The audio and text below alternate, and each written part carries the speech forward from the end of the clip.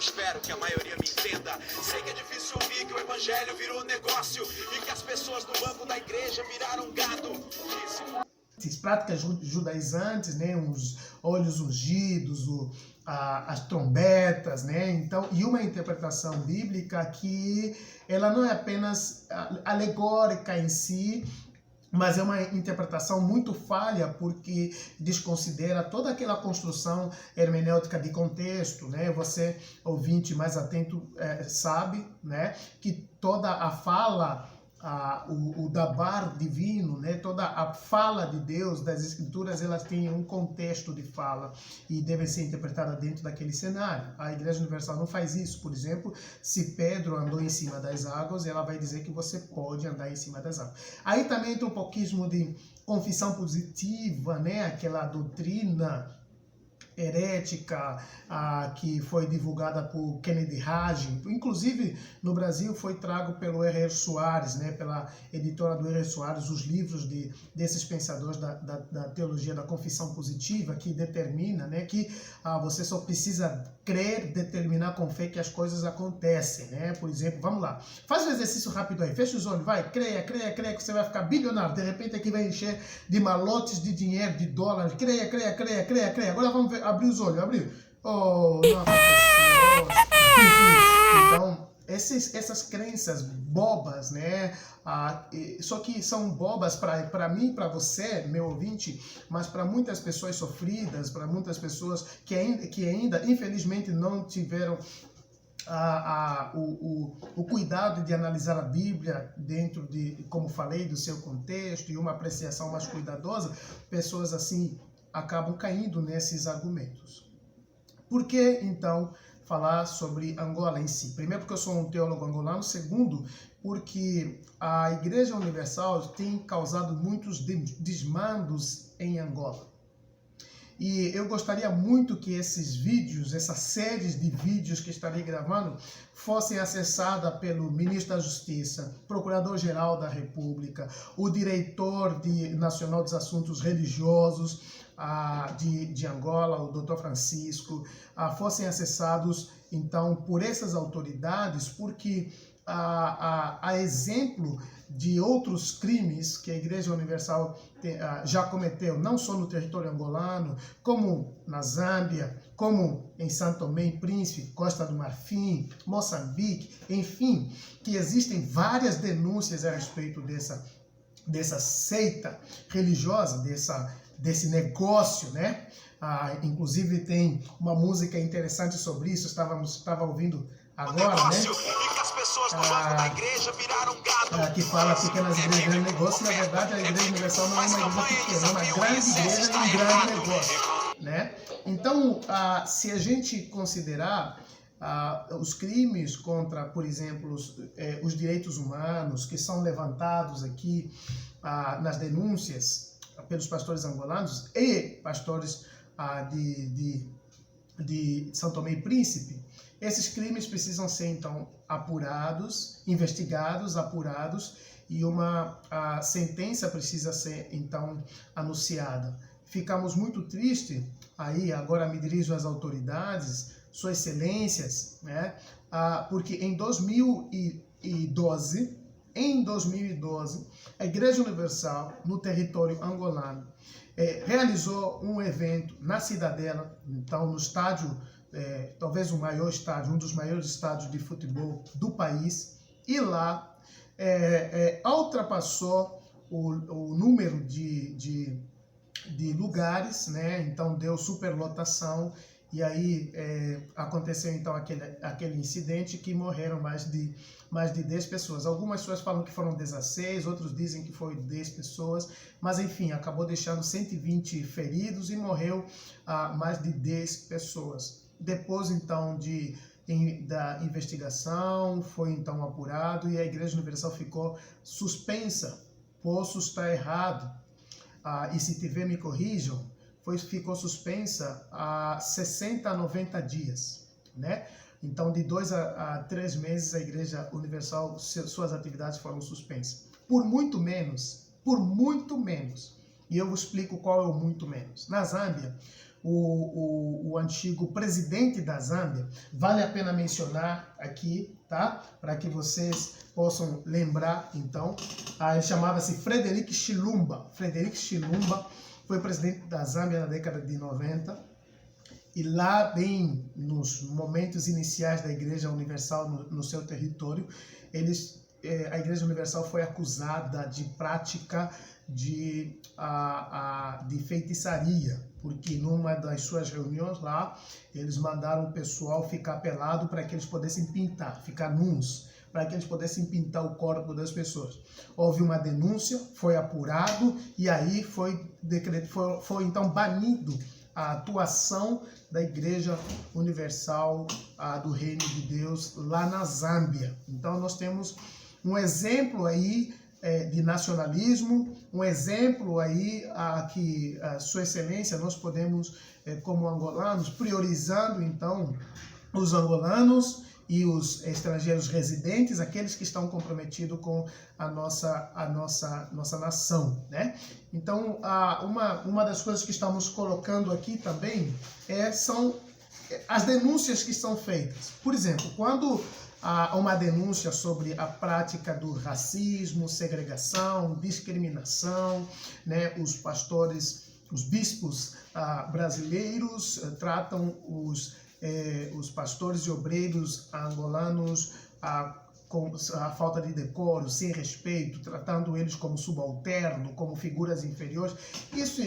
Isso não apenas fere os obreiros angolanos pelo fato de serem angolanos, mas fere qualquer humano, né? Só para recordar um pouquinho a Carta dos Direitos Universais, né, Direitos Humanos, ele rege no seu 1º, 2º e 7º artigo, ele preserva aí os direitos que devem ser obedecidos sobre qualquer nação, né? Por exemplo, o 1º artigo diz: todos os seres humanos nascem livres e iguais em dignidade e em direitos, dotados de razão, de consciência, e devem agir uns para com os outros em espírito de fraternidade.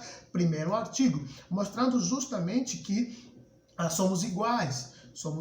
Nem os pastores angolanos têm que praticar um racismo, uma discriminação aos pastores brasileiros, muito menos os pastores brasileiros aos angolanos. De novo, não estamos entrando aqui nas questões teológicas em si, né?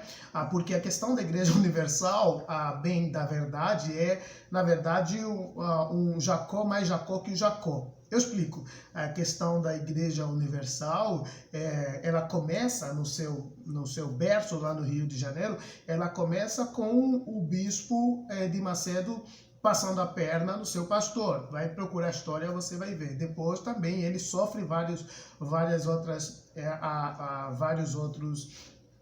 outras divisões, né? Mas ele começa seu movimento assim, passando a perna na sua figura de autoridade. Então, hoje, e não apenas desde hoje, ele só tem sofrido aquilo que ele plantou e tem plantado já há mais de 40 anos aí, né? 30, 40 anos aí, né? Então, e Angola é importante porque é no cenário da Universal, porque essa comoção toda, né? Talvez para quem não acompanha a questão das religiões em si, não consegue fazer uma análise mais técnica. Talvez a gente faz aí, especialmente nas redes sociais, análises muito românticas da religião. Angola é importante, Angola e Moçambique são muito importantes porque eles sustentam tecnicamente a Igreja Universal da Europa. Os valores saem da Igreja angolana e moçambicana e vão para isso nas palavras dos próprios bispos da Igreja Universal em África. Por exemplo, o bispo Leite, né, João Leite, que foi expulso e já não é mais bispo da Universal, agora abriu uma nova igreja, né, a Igreja do Tratamento Espiritual. Igreja do Tratamento Espiritual, né? E acusado aí de vários crimes morais, financeiros, enfim, não só morais, adultério, essas coisas, e crimes financeiros do ponto de vista de evasão de divisas. Então, você tem na fala deles a narrativa, portanto, que esses dois países, no contexto da África, superam a África do Sul, né? Só Moçambique sozinha ok? A Igreja Universal de Moçambique sozinha supera as verbas que saem da África do Sul para a Europa, né? Então, esse dinheiro vai para Portugal, vai para igrejas que estão, igrejas universais que arrecadam menos, mantêm pastores na Europa. Isso,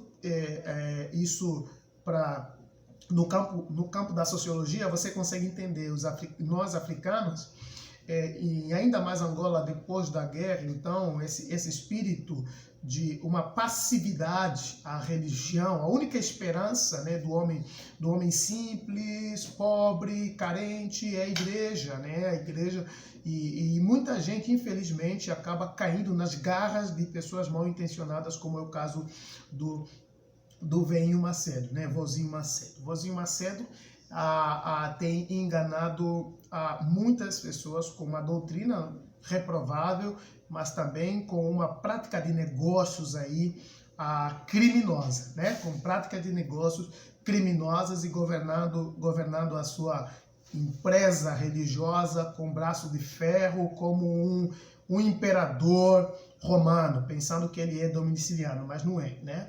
Então, uma coisa que você vê também nessas narrativas aí, a questão do abuso de poder, que está caindo à baila aqui na nossa conversa, mas também a questão das decisões serem tomadas, né? Um centralismo aí, da forma como as seitas se montam dessa forma, tá? Não há uma democracia nas seitas, ok? Estude as seitas, você vai perceber que há um autoritarismo, há uma estrutura de poder que depende de um ser, e aí o pivô dessa briga em Angola, não só a questão de obrigarem os pastores a fazer vasectomia, que eu já vou tocar nesse assunto aqui na frente, mas o pivô de tudo isso é, portanto, também o anúncio feito pelo Edir Macedo da venda de vários templos e propriedades da Igreja Universal em Angola. Estima-se que mais da metade das propriedades o Edir Macedo queria então vender, né? Ordenou o bispo Honorildo, né, para que pudesse então vender. A Igreja Universal, os bispos angolanos, os pastores, obreiros, fizeram uma carta no ano passado, entre outubro e novembro, fizeram uma carta solicitando uma reforma, colocando então a questão dos abusos de poder, colocando a questão das propriedades. Eles eram proibidos de terem casas e carros, eles moravam em casas da igreja, né? Então você percebe aí o domínio da autoridade sobre dos seus obreiros, né? A mão forte controlando. Você pensa, mas não é para regular aí, para não ter corrupção? Não, pelo contrário, né? Para colocar as pessoas na palma da mão, né? E aí você tem também a questão da vasectomia, que os obreiros, pastores angolanos estavam sendo submetidos aí, né, obrigados a fazer essa esterilização, né, para que não pudessem ter mais filhos. Vários pastores contam que tiveram que esconder a gravidez de suas esposas, porque podiam perder a casa e perder também, portanto, perderem o pastoreio das igrejas em que estavam. Os obreiros que queriam namorar como obreira precisavam escrever cartas de recomendação, precisavam de carta de recomendação dos pais, dos amigos, enfim, acabavam ter que mandar, segundo o bispo do Bié, o Chipenda, né? Ele fala que o obreiro teria que mandar quase 18 cartas de recomendações para o bispo autorizar que ele namorasse com alguém, enfim. Então você tem essa regulação, não só afetiva, como sexual, e também da multiplicação, e isso tudo apenas com os obreiros e pastores angolanos. Por isso que a narrativa aí do racismo e discriminação, ela não é fraca, ela não é um vitimismo, não é um vitimismo. Todas essas coisas, mas vão aumentar mais elementos aqui, os valores, então, como joguei aí no início, os valores, então, de dízimos e ofertas, que construíram essa riqueza no contexto angolano, são valores internos, são valores de angolanos, né?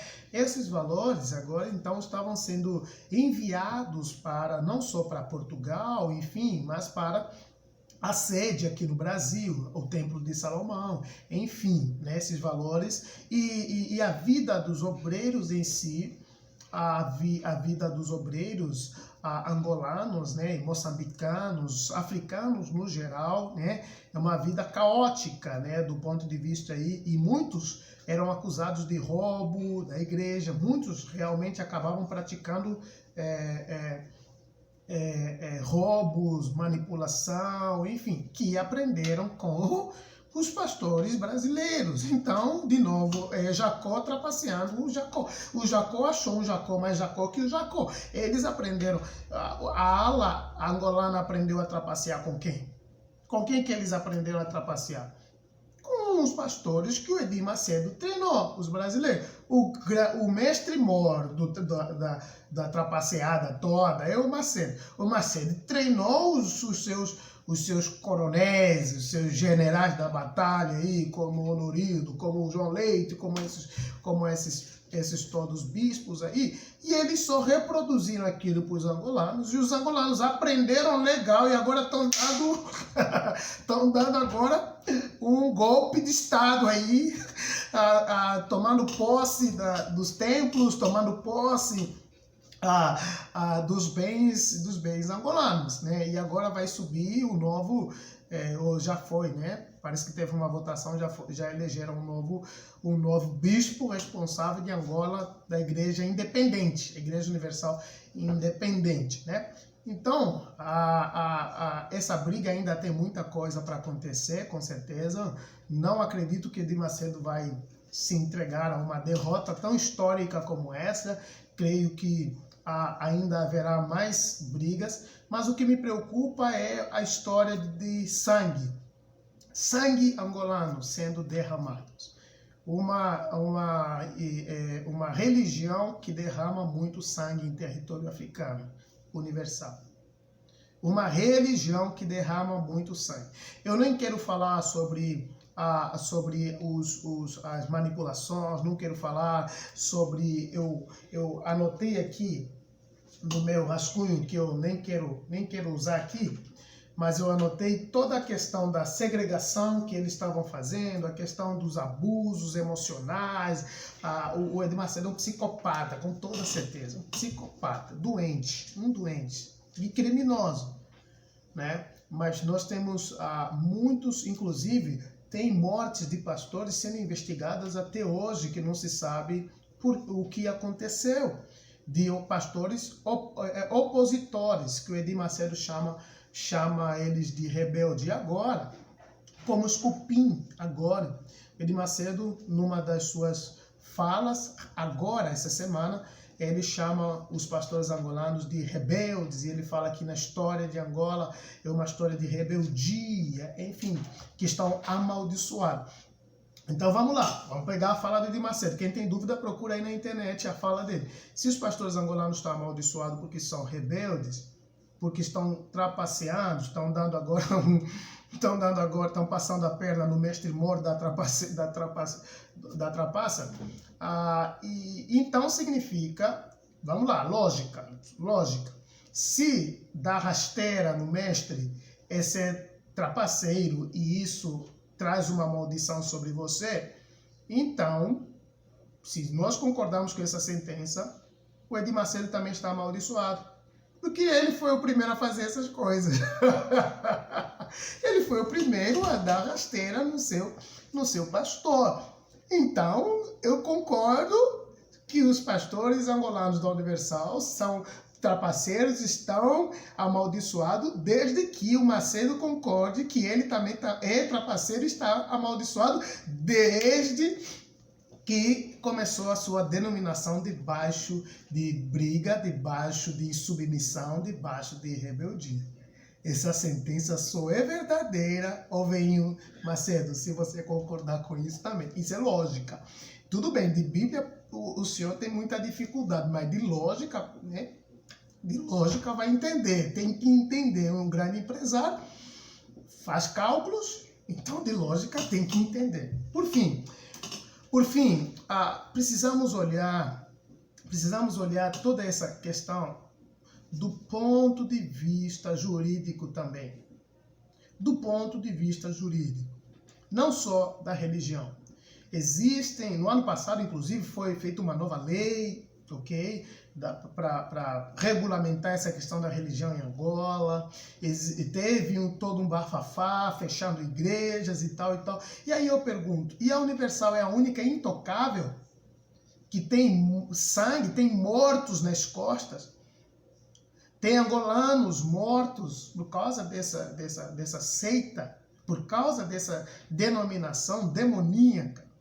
É a única intocável. E aí eu pergunto, né, para as nossas autoridades angolanas, por que a impressão que se tem, o cidadão mais atento, a impressão que se tem é que essa situação pode ser abafada e a Universal vai seguir conduzindo os seus trabalhos normalmente. Eu pergunto, então, o que tem feito, qual a motivação, o que tem acontecido atrás para que ela siga impune?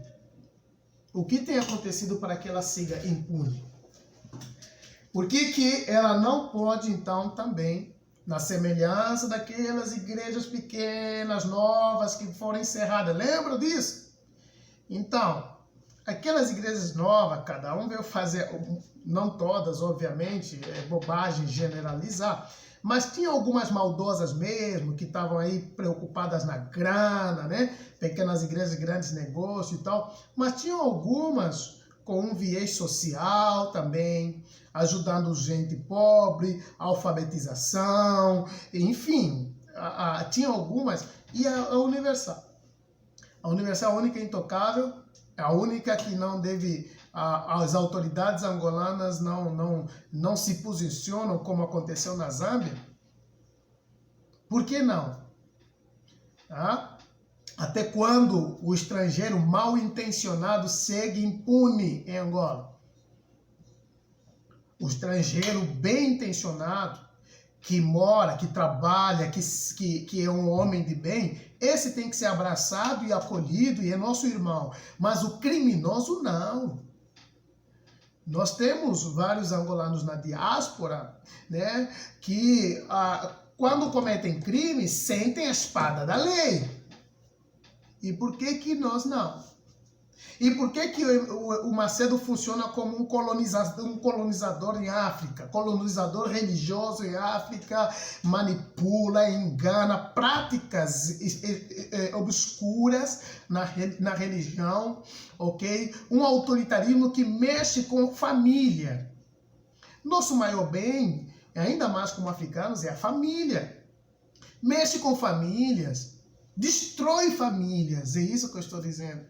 Não acontece nada. Agora, comete crimes do ponto de vista jurídicos que deveriam ser investigados e sentenciados, como o Tribunal Provincial de Luanda investigou em 2013, o evento foi em 2012, final do ano de 2012, em dezembro, e em 2013 o Tribunal Provincial de Luanda investigou o caso e depois suspendeu por 60 a 90 dias e depois liberou para a Universal seguir em frente.